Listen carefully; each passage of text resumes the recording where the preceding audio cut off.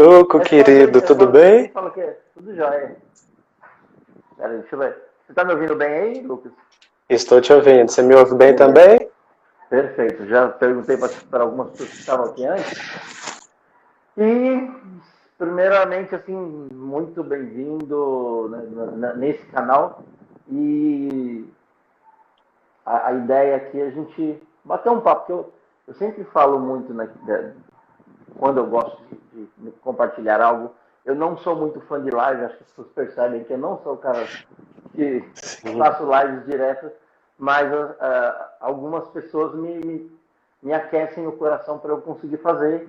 E o Lucas, né, é um amigo que eu ganhei o ano passado Beleza. e ele me aquece o coração para conseguir fazer essas paradas aqui. E a gente até começou a fazer um trabalho, a gente vai fazer um projeto juntos em agosto, né, depois a gente vai falar, e até a ideia dessa live é para falar um pouquinho da nossa trajetória, né, para ser uma coisa que eu gosto muito, quem me conhece, que eu gosto muito de alinhar o meu discurso com a minha prática. Né? Senão, para mim, assim, fica uma coisa vazia e é, eu não sustento. Na minha trajetória, eu já sustentei muita mentira e para me proteger, para um monte de coisa que a gente sabe, mas os trabalhos que eu estou a fim de fazer são, mesmo correndo risco, que seja algo muito mais real, muito mais conectado, muito mais verdadeiro. E assim, aí se apresenta o Lucas e me E fala o nós que seguimos, né? é, Que bom, querido, que bom estar aqui com você.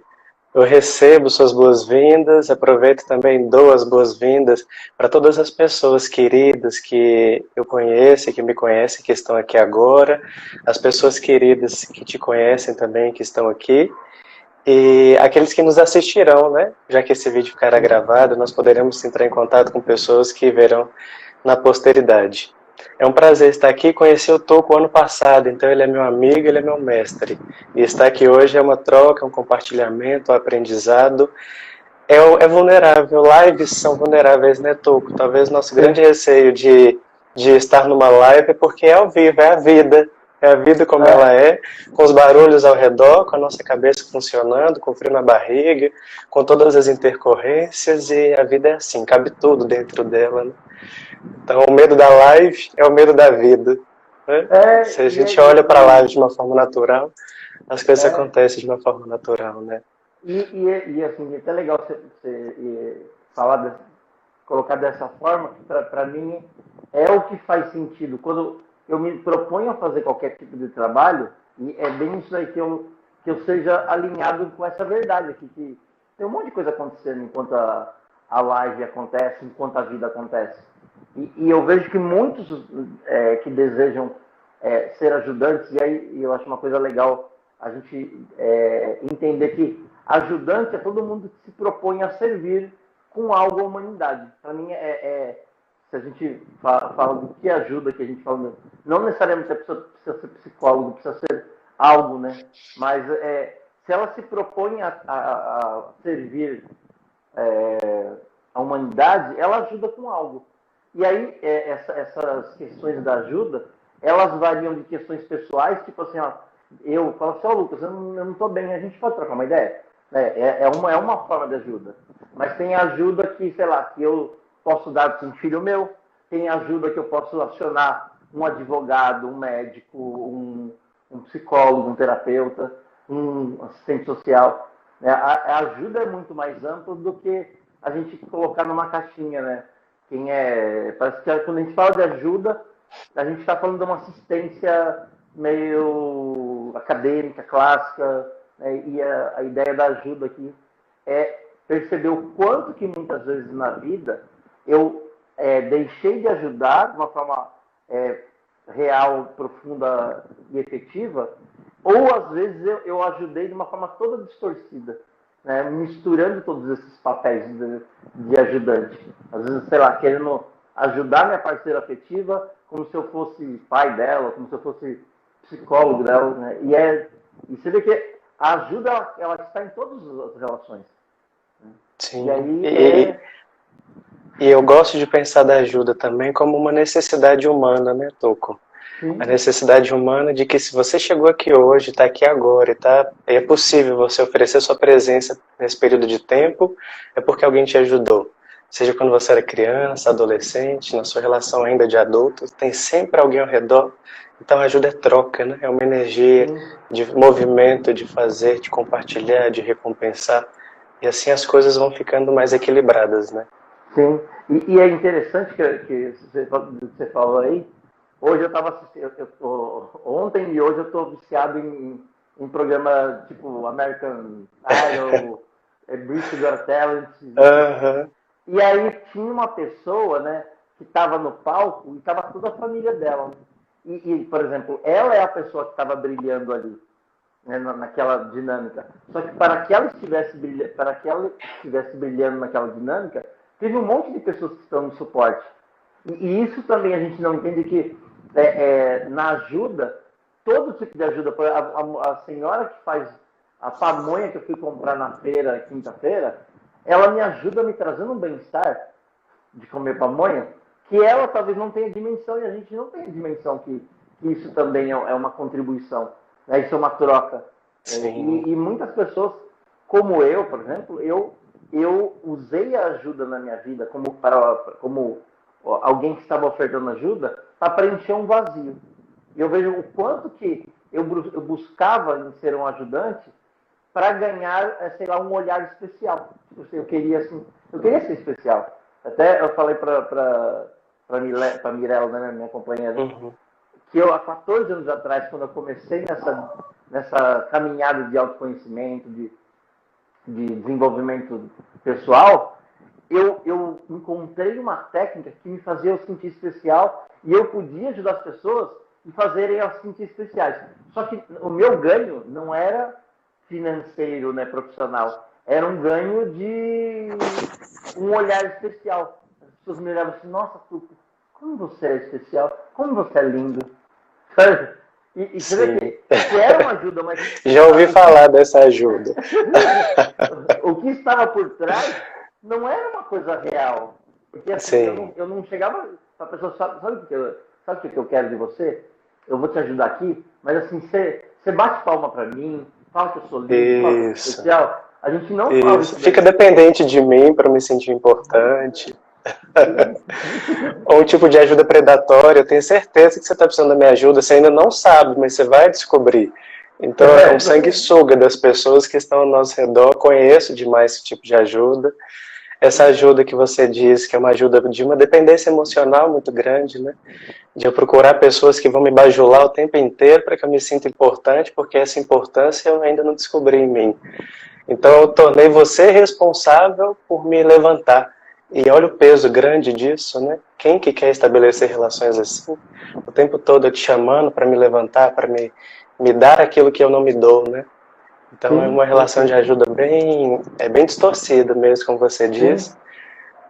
E relacionamento afetivo, isso é muito comum, né? Relacionamentos sim, abusivos, relacionamentos em que as pessoas já entraram no estado de indiferença, ou seja, já não há troca mais, não estabelece mais esse contato. E algo que, pensando no profissional da ajuda, aquela pessoa que adoece para que o outro se mantenha vivo e saudável. sim, Essa, para mim, é uma distorção que entra muito no que nós sempre conversamos, né? Como que não faz sentido que eu morra para que você viva e não faz sentido que eu adoeça para que você esteja saudável, porque a gente começa a entrar num paradoxo, né? Quanto mais eu ajudo de uma forma distorcida, mais eu perco força. A força que me uhum. ajudaria a te ajudar. Então não Sim, faz sim, sim. sentido eu me desnutrir para que você se nutra, É, né? e é interessante que você falou isso. Eu me lembro de uma conversa que eu tive com colegas que são advogados e elas tinham uma dificuldade de cobrar os honorários. A reclamação era sobre a não prosperidade no caminho profissional. Sim. E o louco é bem isso daí, né? A pergunta não é porque os clientes não pagam, mas por que eu tenho dificuldade de cobrar ou me relacionar com pessoas que estão dispostas a pagar o que eu tenho para oferecer? Né? E aí sempre eu falo assim, a minha primeira relação com a ajuda foi de carência, não foi uma ajuda profissional. Né? E isso é uma coisa legal para a gente entender. Quando a gente fala de ajuda profissional, é alguém que recebe para trocar alguma coisa, seja lá o que for. Né? E nas nossas relações, a gente mistura esses papéis de ajuda. E aí eu falo, conversando com essas colegas, né, quando a gente percebe que eu não ajudo quando sei lá, eu não cobro do outro, porque eu acho que ele não tem condições. E aí eu não percebo que eu, por exemplo, eu faço com o outro, é tirar a dignidade, sabe, para que ele tenha a responsabilidade sobre a própria vida. E se ele fala assim, mas ele não tem dinheiro, alguma coisa essa pessoa pode trocar, para que ela resgate a própria dignidade. Então ela fala assim, eu, sei lá, faço bolo, eu vou me comprometer de ajudar outras pessoas, eu não tenho dinheiro, então a ajuda que eu recebi de você, eu vou passar ela para frente. Então, você vê que a gente pode ter milhões de formas criativas de colocar ajuda num bom lugar. E muitas vezes, por exemplo, como você falou de relação afetiva, quantas vezes que eu tinha sede por pessoas que estavam adoecidas? Porque, no fundo, eu me sentia amado. O curador. Nossa, olha como eu sou legal. Olha como eu sou especial na vida dessa pessoa. Sim. E hoje eu percebo que quando eu me relaciono com alguém e dou-lhe o espaço para que ela se desenvolva e que ela me chame para ajuda se ela precisar. Não que eu esteja aqui como um curador para consertar ela, sabe? Ou ele, seja lá quem for. Sim. Tuca, eu tenho uma pergunta para você. Quando que você percebeu que se tornou um profissional da ajuda? Olha que interessante, assim, me veio de uma necessidade real. Há 8 anos atrás, eu mudei para Santos. E quando eu mudei para Santos, eu não trabalhava mais com tecnologia, que era o meu ganha-pão, né, o que me sustentava. E eu tinha um apreço, eu já trabalhava em cursos de desenvolvimento pessoal e tal, só que eu ia lá porque eu queria ajudar, porque eu era caridoso. Eu não ganhava dinheiro para participar. E aí eu percebo o quanto que eu precisei que a vida me chutasse a bunda, falar português claro, e me colocasse numa necessidade de crescimento, falar, acabou o dinheiro, e aí? O que a gente vai fazer? E é bem isso aí, quando eu percebi que a minha ajuda não era mais para ganhar afeto, não era mais para ser especial. Eu precisava pagar minhas contas. Era algo bem prático. E aí eu precisei amadurecer e me relacionar com as pessoas e falar, eu quero muito te ajudar, eu sinto que eu tenho algo de valor e eu preciso de dinheiro. Foi bem prático. Então, a necessidade de eu morar sozinho aqui em Santos, de precisar me bancar, fez com que eu me relacionasse com ajuda e com dinheiro de uma forma nova. E aí, só para deixar claro, a ideia minha de ajuda também misturava com a ideia religiosa, da caridade, sabe? De fazer o bem sem olhar a quem. Eu posso fazer isso, eu posso sim. Mas quando a gente fala de uma ajuda profissional, eu preciso também trocar com aquela pessoa algo que ela tenha para me oferecer. E aí eu vou te falar que o que eu mais percebi nessa dinâmica foi a minha arrogância, que é muito mascarada por essa coisa do benevolente. E a minha arrogância, ela não pode ser que eu te ajudo, eu não preciso de nada. Sabe? Eu dou um jeito. E aí eu precisei baixar minha bolinha e ser humilde de falar assim, sabe o que é? Eu preciso. Tem um aluguel para pagar. Eu preciso. E assim, eu tive que engolir essa vaidade do benevolente, do iluminado, da pessoa especial, para me relacionar de verdade. Falar, eu até sou legal, assim, eu até sei que eu sou legal, mas eu preciso de outra coisa sua. Assim como no relacionamento afetivo, quando você para de ajudar nesse lugar distorcido, aí a gente precisa se relacionar com o outro e falar, eu tenho necessidades. Sabe o que é? Sei bem como é que é. Seu Ô, Tuque, Lecker. e engraçado você comentando, a minha formação é em Direito, e eu sempre me perguntei o que foi que eu fui fazer no Direito, porque eu não queria ser advogado, não queria ser juiz, queria ser promotor, eu não queria fazer nada que me traria retorno financeiro com o curso que eu escolhi fazer. Então, é como se eu, desde o início da minha escolha, eu estivesse negando a minha própria ajuda. Eu fiz o direito para agradar alguém, e naquele momento eu penso muito na minha mãe, é como se eu quisesse ser o orgulho da família, né? Então, fazer Uhum. direito, medicina ou engenharia já vem com o título pronto, né? Já vem com orgulho pronto. Sim. Então, tornar minha família orgulhosa de mim era uma forma de eu me sentir grande. E aí depois, em 2015, eu comecei a fazer vários cursos desesperadamente, e o primeiro que eu fiz foi de oratória. Eu falei, como no direito todo mundo fala bem, eu vou fazer oratória, que aí eu vou chegar lá abafando. E aí depois eu vi que, na verdade, eu devia ter feito era terapia, não era oratório. Eu estava tão inseguro de mim, eu tinha tantos autopreconceitos mesmo comigo, Sim. tantas restrições, tanta forma de olhar o mundo com esse olhar mesmo de que eu vou salvar você. Eu sou o Messias e vocês ainda não descobriram, mas vocês vão descobrir. E eu tô aqui para tirar o pecado do mundo. Então, romper com isso, dessa forma como você está dizendo mesmo, de me humanizar. Gente, eu não dou conta de tudo. Eu escolhi o direito e eu encontrei o meu lugar no direito, mas hoje eu descobri outras formas, né, de encontrar esse recurso de troca, porque troca é necessário. E eu ainda tenho um trabalho que acontece dentro de mim, que é muitas pessoas me procuram para pedir ajuda. E normalmente ajudas são ajudas emocionais, ajuda de contato, ajuda de conversa, ou dar palestra, dar cursos, algo assim. E que normalmente não envolve troca. E Uhum. aí eu fico sempre num desafio de em qual momento eu estou sendo honesto com essa pessoa e honesto comigo, em qual momento eu vou deixar de me alimentar para que ele se sinta nutrido de mim. E aí é sempre bem isso que você está dizendo, né? Esse autoquestionamento que todo profissional acaba se deparando em algum momento, e que foi o que aconteceu no início da pandemia, né? No início da Sim. pandemia, eu falei, gente, vou fazer tudo gratuito, vocês podem contar comigo, tudo que vocês precisarem, eu estou à disposição. Pouco tempo depois, eu falei assim, meu Deus, os armários estão esvaziando, eu não tenho mais para onde ir, viagens canceladas, cursos cancelados, tudo cancelado. E agora, quem sou eu no meio desse processo? Como que eu faço para me ajudar no meio desse processo? E como que eu faço para também ser honesto?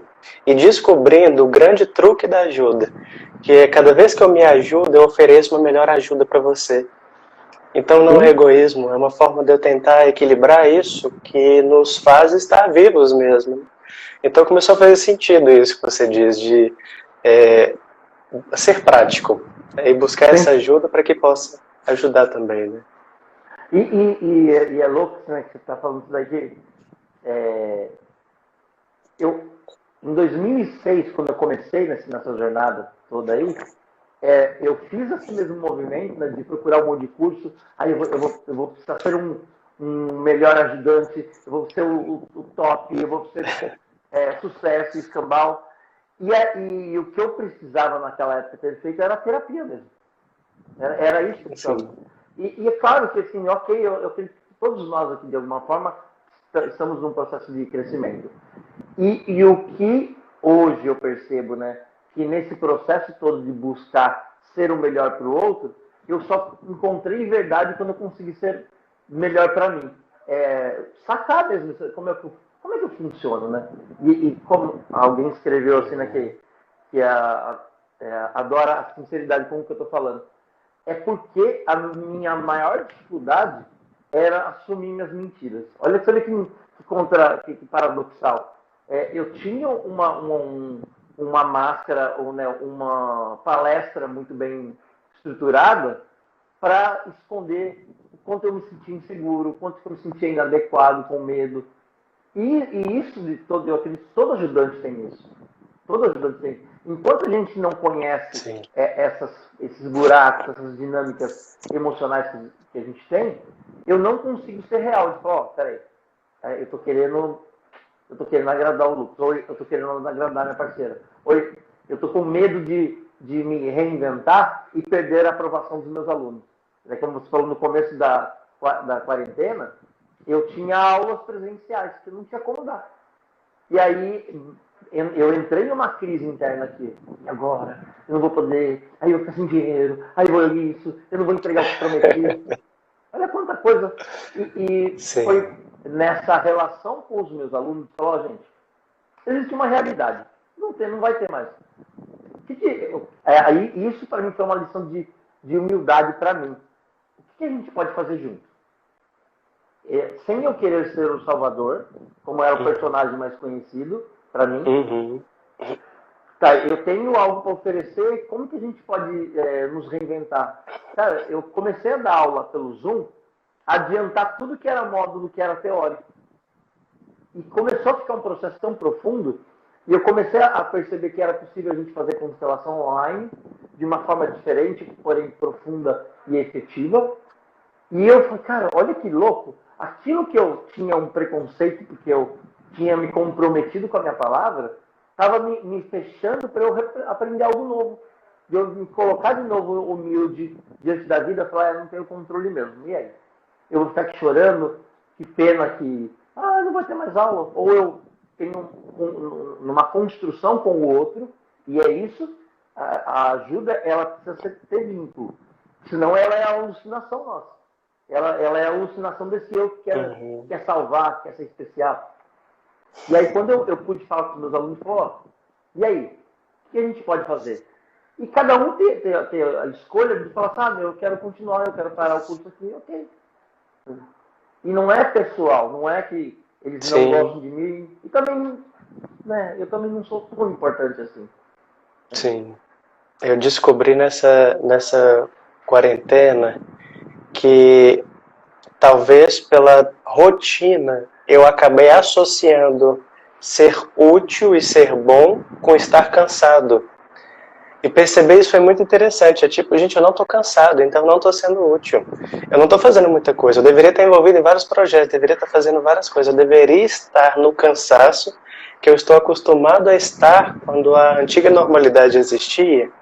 E aí eu percebi onde foi que eu instaurei a crença que acabou me fazendo funcionar através do cansaço, porque isso para mim não é saudável. Isso para mim não me mantém num estado natural e orgânico em que eu possa oferecer o meu melhor. Então esse período, como você está dizendo, de ter que se reinventar, ter que se transformar, é um período de olhar para as nossas crenças mesmo. Né?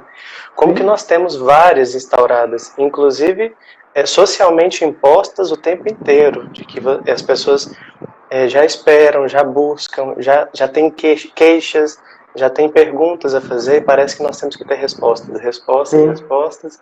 E estar em casa hoje, aqui agora, dentro de um planejamento que eu fiz, que seja saudável para mim, que estabelece trocas, e que saia daquele antigo padrão de que eu tenho que estar cansado para que eu possa me sentir útil, para mim foi revolucionário, muito revolucionário. E eu tenho percebido, por exemplo, que essa busca assim, de processos terapêuticos eu comecei basicamente em 2015. E a primeira com a qual eu me deparei foi a programação neurolinguística. Só que naquele momento eu queria fazer, porque eu era mediador, então eu queria atender melhor os mediandos, as pessoas com quem eu trabalhava, queria dar um show. E eu falei, vou fazer uma programação neurolinguística para melhorar minha performance. Quando eu cheguei no curso, que durou 1 ano e meio, mas eu levei tantos tapas na cara, tantos padrões, crenças, tantas formas de autossabotagem que eu descobri, que eu falei, não, gente, peraí, eu não tenho condição de ajudar ninguém, eu preciso olhar para mim. Eu preciso descobrir em mim o meu processo, porque ele estava muito adoecedor. Inclusive para me perguntar naquele momento qual era o meu lugar no mundo. Porque eu trabalhei sempre com pessoas em situação de vulnerabilidade, né? Então, adolescentes em conflito com a lei, trabalhei na Secretaria de Assistência Social, então pessoas em situação de rua, idosos, violência doméstica, mediação de conflitos em comunidades, em áreas periféricas, então é muita dor, muito sofrimento. E levar isso para casa é extremamente doloroso. E achar que eu posso salvar essas pessoas, e a frustração de descobrir que eu não posso salvar ninguém, era extremamente adoecedor. De encontrar um Lucas que pensava internamente, gente, eu deixaria de comer para que essa pessoa comesse no dia de hoje. E o quanto que isso me feri mesmo, de chorar, de ter mal-estar, de não conseguir ir trabalhar, porque ir trabalhar era encontrar de novo essa vulnerabilidade, esse risco que eu não queria aceitar que existisse. Então, no fundo, eu não estava querendo aceitar a vida mesmo, como ela é. Eu estava querendo dizer, vida, você não é tão boa quanto eu esperaria, então eu não te aceito e eu quero que você seja diferente para me agradar. Sim. E quando eu fui percebendo isso, eu comecei a rir, e o riso me ajudou muito. Gente, é isso mesmo. Nós temos que ser muito responsáveis como terapeutas, como profissionais da ajuda, como advogados, mediadores, psicólogos, assistentes sociais, porque tem pessoas nesse exato momento que estão sofrendo. E elas estão tendo tanta dor na alma, que se eu não for responsável em relação a essas pessoas, eu vou estar tornando o mundo pior. Então não faz sentido. Quando a gente fala de ajuda, nós estamos falando de um processo interno que busca sempre no outro essa referência de como eu posso ser melhor. Então tem sempre uma relação, né? E é muito maravilhoso quando a gente percebe que não precisa sair de casa para fazer isso. Nossa, isso é fantástico. Sim. É o que você disse, você pode ligar a internet, pode ligar a câmera, montar alguma coisinha aqui na parede para ficar visível e aí funciona, acontece. Porque nesse momento da nossa história, muitas pessoas estão carentes emocionais mesmo. Querem ser perguntadas se estão bem, querem um abraço virtual, vontade de aglomerar, né, minha filha? Mas agora a gente não pode. Não então, quais recursos que nós temos? Quais estratégias? Essa pergunta ela é fundamental, sempre. Quais perguntas, quais recursos, quais estratégias, né? Ô, Tu, que você vai controlando o tempo aí, viu? Porque eu não consigo ver aqui. Beleza. Tá aqui no cantinho direito, dá pra ver.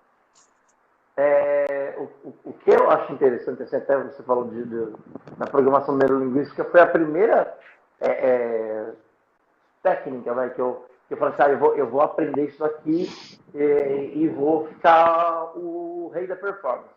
Que no fundo não era para o outro, na verdade, era para mim mesmo.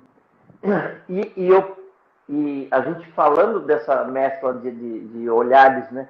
Quando eu comecei a aprender, né, sobre crenças e comportamentos e estrutura e constelação, o que foi tornando claro para mim como eu funcionava, né, e o que eu queria de fato do outro. Por exemplo, você falou da questão da ajuda, né? Uma coisa que eu acho que é interessante a gente observar na relação com a realidade e com a fantasia que a gente pode viver como ajudante, imagina um médico. E olha que se a gente está saindo de uma responsabilidade psicológica, de construção psíquica, para uma necessidade de sobrevivência mesmo. Se o médico errar, a pessoa pode perder a vida. Né? Olha a diferença de dimensão. Só que, por mais competente que o médico seja, por mais que ele tenha certeza do diagnóstico, tem um fator que chama-se vida, que não está na mão desse médico. E aquela pessoa, com aquele corpo, com aquela configuração, com aquele organismo, pode funcionar totalmente diferente do que ele aprendeu na faculdade, do que ele já passou com 10 mil pessoas que ele já medicou. Aquela pessoa é um caso especial. Então você vê que quando eu paro de olhar para a pessoa, eu só fico olhando para o que eu acho que é o referencial de certo, errado, como que eu vou ajudar, e como que eu vou salvar essa pessoa. E é esse que é o ponto. Quando o médico salva a vida de alguém, ele ganha os louros da vitória, da performance, né? E quando a pessoa morre? Né? Então, assim, peraí, você quer ficar com os louros do negócio? Você precisa ficar com as duas coisas, né? E é bem isso daí. Quando o médico tira a mão e fala, eu conheço pelo meu estudo que isso aqui pode dar certo pelos vários testes, mas a vida não está no controle, porque, sei lá, essa pessoa pode ter um processo alérgico não conhecido ainda, não catalogado na ciência. E o que vai ajudar esse ajudante, o médico? Uhum. Quando ele se prostra como alguém humilde mesmo, de falar, eu estou dando o meu melhor aqui, mas não está na minha mão a vida dessa pessoa. Eu estou fazendo o melhor que eu tenho, com o melhor conhecimento que eu tenho, mesmo assim, eu não posso oferecer para essa pessoa a garantia do que ela vai viver. Sempre há um limite, né, Toco? Sempre tem um limite. Sim. E o limite faz parte da própria atuação da ajuda, né? Sim. Eu estou vendo aqui, agora eu passei rapidamente aqui na live, algumas pessoas, tem vários educadores aqui, e eu vejo o quanto que isso em relação a conflitos escolares e convivência escolar acontece muito, né, Tuco? Quando Sim. nesse nosso processo histórico nós nos desresponsabilizamos e passamos para os professores a exclusividade da ajuda, ou a exclusividade do cuidado e de que eles deveriam arcar com tudo que acontece ou chegasse dentro nas escolas, acabamos sobrecarregando profissionais e um adoecimento estrondoso. Né? Quantos atestados médicos, quantas pessoas de licença, quantas pessoas se ausentando e se exonerando do ensino público e do ensino, da educação de uma forma em geral, justamente porque a sobrecarga é impossível, é adoecedora. E não há limite. É como se não houvesse recurso de eu dizer eu não dou conta, eu não consigo estabelecer uma relação nesse lugar. Já faz 20 anos que eu estou nessa relação e nesse momento eu preciso de cuidado. Então é muito transversal. Se a gente pensar no sistema de justiça, o quanto muitos profissionais estão adoecidos em vários casos, em várias hierarquias, em várias funções. Né? Então é bem dinâmico nós falarmos de ajuda nesse lugar profissional, e isso tem muito a ver com o que nós propomos, né, no nosso workshop. Não sei se algumas pessoas que estão aqui já se depararam com a nossa divulgação, mas o que nós pensamos para o dia 3 a 6 de agosto era justamente fazer um percurso em que, partindo da premissa de que a ajuda é uma arte, nós podemos conseguir habilidades, recursos, né? Nós podemos ter estratégias para tornar essa função mais leve. Então, a leveza, responsabilidade, o cuidado como inerente ao que nós fazemos, nós sempre estamos cuidando, mas ao mesmo tempo responsável, porque talvez não tenham nos ensinado como fazer. E a gente até brincou, esse curso é um curso que nós gostaríamos de ter tido, né? Porque se fala muito da ajuda, do cuidado, se fala muito do que devemos fazer, mas não nos falam como, e esse como tem sido desesperador. E as pessoas estão procurando saber estratégias, ferramentas, habilidades, não para se sentirem mais sugadas, porque ninguém está dando conta mais de abrir o computador para fazer mais um curso para ajudar outra pessoa. Então, na verdade, é como que eu posso construir estratégias, habilidades para que eu esteja bem e consiga tratar o outro de uma forma mais qualificada.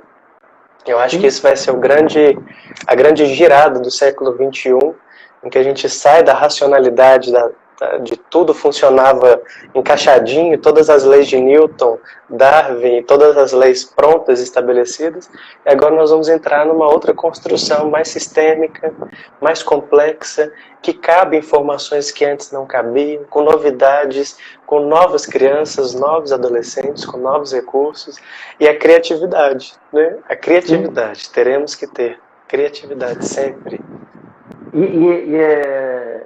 É muito interessante que você fala assim que uma coisa que transformou minha vida, e aí nessa dinâmica da ajuda, foi justamente conhecer limite. E era conhecer limite, por exemplo, o quanto eu dou conta emocionalmente de uma relação, o quanto eu preciso me relacionar com o dinheiro, o quanto às vezes assim eu preciso de um pouco de distância para conseguir respirar, o quanto às vezes eu posso falar para a pessoa assim, ó, eu sinto muito, mas não vou conseguir te ajudar. Saber esses limites, né, eu acho que para o professor, para a mãe, para o pai, para o advogado, para o médico, conhecer esses limites. E é bem isso aí, para conhecer limite, eu preciso conhecer como eu funciono. Por exemplo, se eu entendo, sei lá, que eu estou aqui conversando com você e eu estou sentindo fome. Olha, então eu tenho um limite, daqui quando acabar a live, meu limite é que eu preciso me alimentar. E é essa dinâmica, não é mais... não é nada de melhor performance, mas é algo de como é que fica mais leve a gente viver essa vida. Como é que eu posso me relacionar com você, me vincular, sem que seja custoso, seja um sacrifício, né? Que seja algo de uma troca mais leve. E sem que eu tenha que atender todas as demandas, né, Tuco? É. muita alta performance, nós temos que ser líderes, nós temos que estar na frente, nós temos que ter êxito, sucesso. Não, eu acho que a gente precisa encontrar esse lugar confortável do que é ser isso tudo. Porque não é à toa que nós temos a depressão de um lado, que eu não quero fazer, e a ansiedade do outro, que eu quero fazer tudo, eu tenho que fazer tudo. Então nós estamos em dois polos assim, extremamente desgastantes, né? E o que funciona para você? O que é confortável para você entre um e outro? Entre essa linha, onde que você cabe? Qual lugar você quer ocupar? E aí entra muito esse propósito profissional, né? Esse para que você faz o que você faz. Para que você acorda todos os dias para executar esse tipo de função? Que tipo de força de vida você está construindo na sua história diante em relação a tudo que você faz? Então são perguntas que normalmente nós não respondemos, né? Sim. E esse período de transição profissional, muitos profissionais hoje em transição, muitas frustrações, muitas pessoas desencaixadas, é justamente esse sintomão social de que, peraí, eu acho que eu nunca me perguntei o para quê, mas eu estou adoecido nessa minha ausência de respostas e eu estou ansiando encontrar um lugar para mim, que às vezes não existe, precisa ser construído, né, Touko? É interessante você falou do para quê, né? Quando a gente teve a primeira conversa de construir esse projeto juntos, né? A gente estava falando de processo, né? Como que a gente faz aqui? Né? O que é prático nessa história? Né? E para mim, uma coisa que você falou que tomou muito meu coração e me deu paz e leveza é começar a entender para que eu faço o que eu faço, né? E isso, eu acho que é uma das coisas que a gente pode entender como é que a gente funciona. Por exemplo, se eu sou ajudante para ser especial para o outro, pode ser que isso me traga problemas, como trouxe para nós dois. Se eu, por exemplo, eu trabalho 16 horas por dia para a minha família, para eles terem uma vida melhor, aí a minha pergunta assim, será que sua família quer que você fique tanto tempo ausente assim? Será que é isso que eles estão querendo? Será que você perguntou para eles o que eles querem de você? Né? E aí que o negócio, muitas vezes eu posso estar sendo o provedor, o cara mega performático, mega eficiente aqui na minha relação, e às vezes a minha parceira está querendo uma presença de qualidade, está querendo sei lá, mais carinho, me escuta, um monte de coisas que não estão na minha performance como provedor. E aí pode ser que a gente entre em contato, que não com uma resposta, mas com esse vazio. E agora, né? Quem que sou eu nessa dinâmica? Se eu não sou a estrutura que meu pai e minha mãe falaram, o que eu vou fazer, né? Aí a gente pode entrar em contato com a angústia desse vazio eu vou ter que construir algo que eu não tenho a mínima ideia como que é, não tem resposta pronta. O que a gente propõe aqui, né, com o curso, com o workshop em agosto, é a gente pelo menos conhecer esses caminhozinhos. Tipo assim, como é que eu funciono? Como é que é essa estrutura interna aqui? E o que eu posso traçar para mim aí como uma escada para alcançar esse lugar mais leve, mais vinculado, mais troca. Mais vulnerável, né? E essa pergunta do para quê, Touko, nesses últimos 2 anos tem sido muito forte para mim, porque eu entrei no direito, nunca me identifiquei necessariamente com as carreiras jurídicas, mas acabei indo para o mestrado e estou no doutorado, né? E aí, em determinado momento eu falei, gente, o que eu fui caçar no direito? Pelo amor de Deus, eu me enganei esses anos todos, já faz 10 anos que eu estou nisso e eu não saí ainda. E aí, de repente, eu comecei a pensar que, assim como o direito regula normas e leis, eu não fui atrás dele por causa disso, eu fui por causa da justiça. E não de justiça como poder judiciário, mas justiça como necessidade humana. O justo sempre me provocou, a justiça me provocou.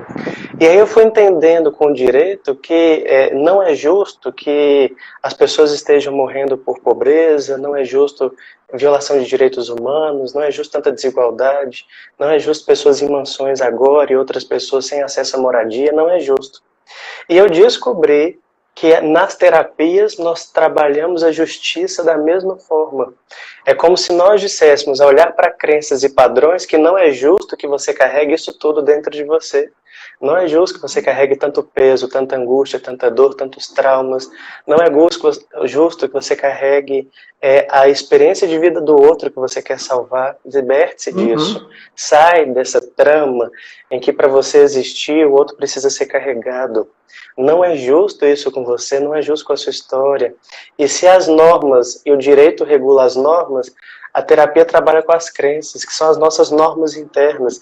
Que é aquilo que eu acredito tanto que ela seja uma verdade, que eu acabo sendo conduzido por aquilo até eu me perceber e acordar para uma outra realidade, né? E por isso tão importante nós propormos o reframing, o reprinting, nós usamos até os termos em inglês, mas a ressignificação mesmo, trazer um outro contexto para essa história e trazer uma outra impressão de projeções mentais que nós tínhamos até então, que não precisa ser utilizada mais. Nós podemos despedir delas, fazer as pazes com elas, abraçar essas projeções, fazer essa transição da criança para o adulto, entrar num processo amadurecedor, mais profundo. E o quanto é vulnerável ser profundo, né, Tô? Porque eu preciso contar meus segredos. E se você souber meus segredos, talvez você não me aceite mais. Então eu vou escondê-los de você, mas eu escondo de mim mesmo, e eu fico preso. Sim. Quem me dera se a gente pudesse se aprofundar, né? Se eu pudesse me revelar, se eu pudesse ser quem eu sou, né? Só para dar uma verificada, algumas pessoas disseram que meu áudio está baixo. Você está me ouvindo bem, Lucas? Eu estou. Eu estou te ouvindo bem. Que às vezes, e eu queria aproveitar para perguntar. Se as pessoas tiverem perguntas, você está acompanhando o tempinho aí no lado direito? Tô. Ainda a gente tem 15 minutos ainda. Então tudo bem. E só para a gente perceber que a ideia, né, nossa A Vilma está perguntando aí, Tuco, como fazer essa transição de criança ao adulto? Vilma, muito obrigado por essa pergunta, viu? Essa é a pergunta que vale $1 milhão. Nós estamos aqui agora com o Tuco Gabriel. Brincadeira. Tá, para a Marina, o áudio meu está bem baixo. Eu acredito que às vezes deve. Eu não sei como que como é que chama? O Instagram funciona. Porque às vezes para um fica baixo, para o outro não fica legal. Sabe uma coisa que eu acho perigoso ou abafado? Mas E se você tirar o som, o fone, funciona e deixar só o áudio do computador ou do celular? Não, deixa eu ver. Peraí. Estão me ouvindo? Sim. Fala comigo, Lucas. Estou te ouvindo, Tuco. Agora eu me ouço também. Estou aqui no áudio ainda. Você está me ouvindo bem? Sim. Tá. Ótimo. Então, sabe uma coisa que quando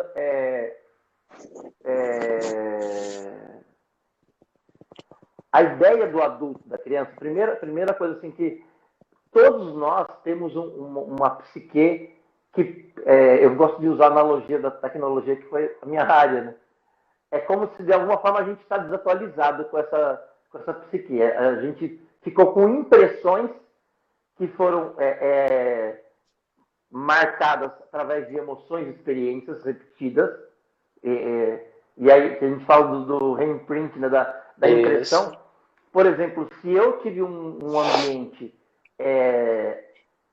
hostil na minha infância, eu construí uma forma de sobreviver. E talvez, por exemplo, na hora que você estava falando de impressões da vida, vamos supor que eu entendi que a vida é hostil, que a vida é um perigo, aí eu me construí para dar conta dessa vida. Aí eu gosto muito da ideia assim, ó, aí eu me vesti de martelo. E aí qualquer coisa que eu enxergue na vida é um prego. A partir é prego, né? Qualquer problema que eu enxergue na vida, se eu acredito, se eu tenho uma crença interna aqui que eu sou um martelo, pode ser relacionamento afetivo, relação de ajuda, namoro, sexo, trabalho, tudo é prego. E aí a gente só transita para o adulto quando a gente começa a observar as dinâmicas dessa criança. O que ela está fazendo comigo aqui, né? Será que essa forma infantil de ganhar afeto vai me ajudar aqui na minha relação afetiva, na minha relação de trabalho? Eu querer salvar o meu cliente, como eu queria salvar minha mãe, meu pai, ou alguém da minha família, está ajudando? Peraí, eu preciso atualizar o software. Então, a ideia nossa é como se a gente pudesse atualizar a versão do iOS ou do Android para a versão 4.4. Sabe quantos anos, Lucas? Ai, meu Deus, vou fazer 30 agora. Daqui o quê? Então, 30.0. Pois é, alguns dias. Então, a ideia do trabalho é a gente observar como que a gente está funcionando para a gente escolher outras formas de nos relacionar. Por exemplo, quando eu percebo que alguém me fala algo e passa pelo filtro da pessoa que foi hostilizada, pode ser que eu não devolva a coisa mais adequada para ela, que eu devolva mais de martelo, mais de prego, mais daquilo que eu conheço. Então, a gente vai precisar conhecer essa criança, como ela funciona, para eu poder atualizar com o software do adulto. E outra coisa, só para... eu vejo muita pessoa falando de criança interior e tal, assim, ó, e romantizando essa criança interior. A gente não precisa viver essa romantização. Tem hora que a gente vai precisar pegar essa criança e falar, ó, seguinte, aqui é meu dinheiro, aqui é meu relacionamento afetivo, não é coisa para criança. Senta lá, Cláudia, e agora é o adulto que precisa... Sim. Gerenciar aqui. Gerenciar. Mas assim, eu só vou saber gerenciar se eu entender quando é a Cláudia que está atuando, né? Sim. E saber o momento de acolher essa criança. A hora de falar, ó, senta aqui que você não é bem-vinda para lidar com o meu dinheiro aqui. Criança não sabe lidar com dinheiro, não sabe lidar com sexo, não sabe lidar com relacionamento afetivo, com ajuda profissional. Então, a gente vai só relacionando isso bem. Sim. E muito com... pergunta aí pra gente? Muito com a pergunta da Vilma, a gente já tem a oportunidade até de dizer por que escolheu esse roteiro do workshop, né, Toco? Primeiro que nós já temos, por exemplo, nós temos quase 90% das mulheres, das pessoas que estão assistindo agora são mulheres. Isso quer dizer que sobre as mulheres recaem várias crenças e padrões na infância delas que elas carregam até hoje. Então tem que ser uma boa menina, tem que ser uma boa cozinheira, uma boa faxineira, tem que cuidar dos filhos, tem que ser uma cuidadora, master, engole o choro e cuida bem do marido. Essa criança que internalizou todas essas crenças e começa a reverberar esses padrões, ela ainda toma decisões como a criança tomava. Então é nesse sentido que a gente escolheu o primeiro módulo, falar de crenças e padrões, para depois entrar em ressignificação e reimpressão, passar para o rapport, né, que é uma outra conexão, a segmentação, talvez algumas pessoas já conheçam, outras não, para terminar com ordens da ajuda e do amor, que é a gente amarra isso tudo nessa função do pertencimento, do equilíbrio, da hierarquia, como que essa ordem da ajuda funciona para que eu qualifique o meu trabalho, não importa onde eu atue, e que eu consiga entender essa atuação do adulto como arquétipo, não o adulto fez 30 anos, mas um arquétipo do adulto que já toma decisões conscientes porque atualizou as suas crenças de criança que foram introjetadas naquele momento. Então, uma atualização. Nós estamos convidando pessoas que estão dispostas a serem vulneráveis, né, Toco? Que topem abrir um pouco de si mesma. O Toco, quem não conhece, é uma pessoa maravilhosa. Quem já me conhece, eu gosto de risos, gosto de brincadeiras, gosto de memes. A gente quer que seja um curso transformador pela leveza. Ninguém venha com expectativas que nós não vamos transformar a vida de ninguém, graças a Deus. Nós vamos trocar experiências, técnicas e possibilidades. Né? Sim. E eu vou te falar assim, uma coisa que você sabe, né, quem me conhece sabe, quem te conhece também, que tem uma seriedade com o conteúdo, com a ideia de entregar algo, mas sem a chatice de querer performar, sabe? venha com o coração aberto, que a nossa ideia é entregar o que a gente tem. Sim. E não performar assim, ó, nossa, como que foi fantástico aquele curso. Não, a ideia é poder entregar algo. E eu tenho certeza que muitos de nós, e aqui eu já quero deixar uma provocação, a gente não entrega o que a gente tem por vaidade. Muitas vezes você tem algo para entregar, mas não vai estar top.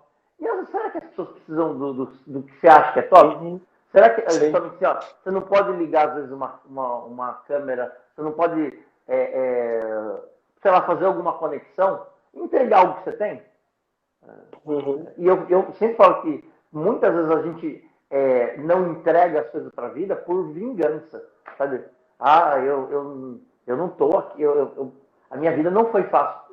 Não entendi. Não foi para um monte de gente, não foi para sei lá, uma infinidade de pessoas, mas muitas pessoas estão disponíveis e vulneráveis para entregar algo. Né? E a gente, na nossa arrogância, não, eu ainda não estou pronto, ainda não tenho a graduação que eu acho que... Como eu te falei, que para ouvir você precisa ter alguma habilidade para falar. Então tem muita coisa que a gente pode entregar. E uma coisa que eu acho legal falar do workshop, quando eu conheci programação neurolinguística e constelação, o legal foi que essas ferramentas não me ensinaram algo novo necessariamente, mas me ensinaram a me enxergar de forma mais detalhada e para que eu possa fazer propositalmente aquilo que eu já fazia. Por exemplo, eu sempre fui uma criança muito empática, carismática, todo mundo gostava de mim. E eu falei, por que será que as pessoas gostam de mim? E aí eu fui entender como que eu funcionava. Como que eu fazia para que eu faça isso de forma consciente. Não como um mecanismo inconsciente buscando uma outra necessidade. Hoje, assim, eu consigo criar empatia com o outro, né, criar rapport de forma proposital, com uma finalidade, com um propósito. Hoje eu consigo observar essa minha ânsia de me vincular e fazer por um bom propósito. Não mais por aquela carência daquela criança, não mais por sei lá, um homem que quer ganhar carinho, que quer ganhar um olhar. A gente muda os comos e os praquês quando a gente sabe como a gente funciona e para que a gente está fazendo. E para que a gente funciona. Isso. E encontra nesse caminho o lugar de dizer sinto muito também, né, Toco? Eu sinto muito se as expectativas sobre mim são tão altas que nem você mesmo se saciaria. Então não transfira para mim a responsabilidade de te agradar. Porque assim a nossa relação se torna mais justa e mais responsável. Eu ofereço o que eu tenho de uma forma humilde, responsável, de uma forma em que eu entrego a minha história. Mas venha também, traga a sua. Não fique só querendo vasculhar a minha, porque o encontro das histórias é que é transformador. E senão fica uma relação de sanguessuga, de um vampirismo, e nós não precisamos mais disso, né? Precisamos de nutrição. E quantas pessoas aqui que estão nos assistindo agora, que eu já conheço as carinhas, que já passou da hora também de propor, de estar presente no mundo, de oferecer algo, né, de construir algo, é hora, já é hora, já passou da hora. E nós estamos aqui juntos por isso, né, para entregar algo, o nosso algo, do nosso jeito. Né? Já deu a hora? Tem 3 minutos, meu Deus! Só para a gente as questões formais aqui, né? Quem não sabe, né, do que a gente está falando aqui, está aqui na live participando e quiser conhecer a proposta do workshop, vai no link que está aqui no perfil ou chama a gente no privado que a gente passa o link. Tem